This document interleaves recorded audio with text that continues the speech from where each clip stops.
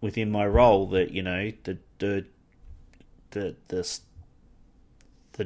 drugs that they were giving the patients made patients drowsy, and they couldn't think and they couldn't process and all these other type of stuff.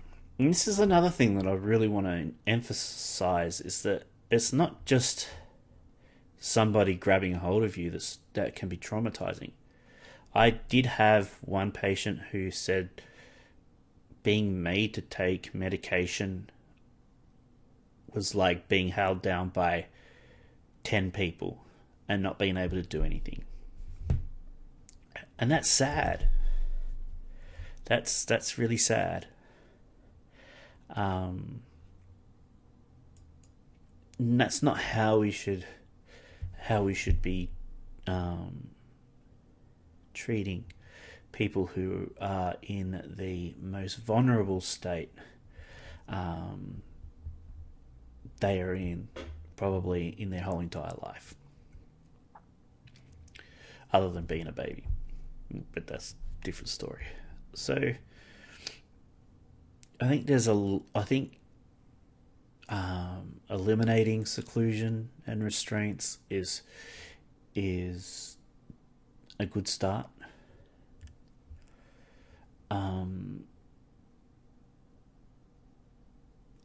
It's probably one of the most major things that I would call on to be rolled back. It's it doesn't do anybody any good. So, all right. So I'm gonna move on. So I'm gonna get onto the past topic of the day, and it's really cool that people leave comments on the topic of the day. It makes me feel good that people are paying notice and paying attention to the stuff that I'm putting out, which is cool. I'm happy with that, and I'll keep doing it. I enjoy doing it. The only thing is that sometimes the creative juices within the head don't sort of flow all that well, and thinking of a topic is pretty hard to sort of come about. So, and that's where I ask the group, have you got a topic that you want to discuss? You don't need to put your name to it. I'm very happy to just put it out as if I was saying it. So, that being said, I want to move on to spirituality. So, I'm not religious any way, shape, or form. Never have been. Never been baptized. Never thought that there was an extra being up there, looking down here at us. But I have this thing where I have sort of a spirit, sort of holy night that sort of helps me guide my way through certain things. I very rarely get myself into certain things, so yeah, trying to guide my way through that type of stuff, sometimes it can be really, really difficult, especially where I come up to something that I really don't know how to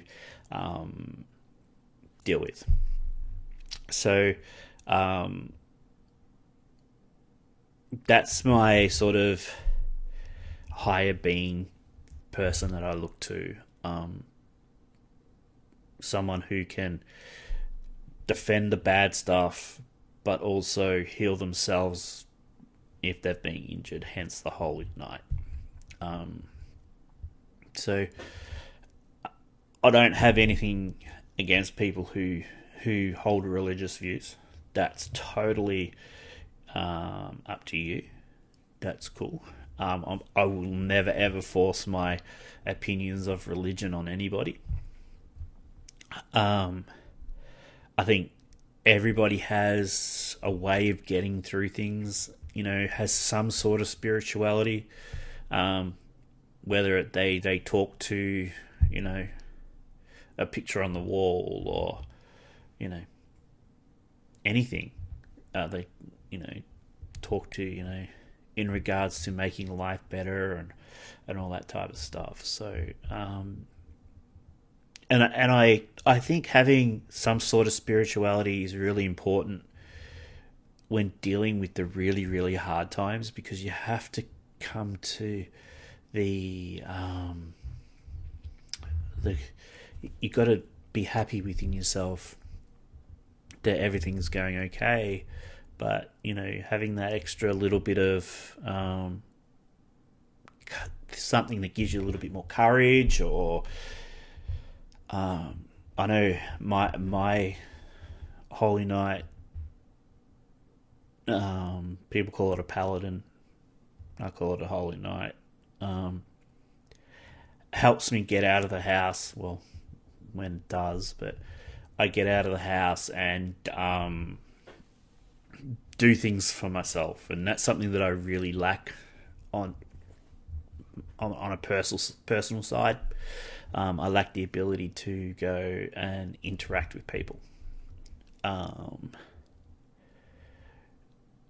There's a lot of thought that goes into where I go, who I go, what I go, and all that type of stuff, and it usually very rarely does any of that ever sort of get in line for me to go, yep, I can do that. So it's also an empowerment thing. I have trouble dealing with conflict straight up, face to face. I'm a flight person. Fight, flight, or fright, I think it is now. They've added another one where you just stand there and shiver. So yeah, that's how I see spirituality. When I was working as a peer worker, I used to hear people talking about spirituality and God and all that type of stuff, and you know what? It was probably the most intriguing part of the job, is learning how people deal with life difficulties like a mental illness and poverty and everything that goes along with a mental illness, So people use spirituality as a really good stepping stone to better health, I think. But sometimes that spirituality can come round forth and bite you on the bum. It has with me. So it's a catch-22. So I'll move on to the next topic, and that is self-forgiveness. Personally, I don't think I have forgiven myself for a lot of things that I've done. There's a lot of things that I've done, like when I was working, that I would probably would like to refresh and redo. I'm not really one that forgives myself very easily. I'm a bit of a what is it? What's the word? A bit of a worrywart? No, it's not really that. I'll stress about things. I could say hello to someone and I'll stress about it. Did I say hello correctly? Was I being derogatory? Was I being rude? Was I being, all these things that run through your head when you have a mental illness. And I find it really hard to sort of, when I do something wrong, to sit there and say, okay, you've done something wrong and it's time to move on. I guess the one thing that I really have noticed is that and I've only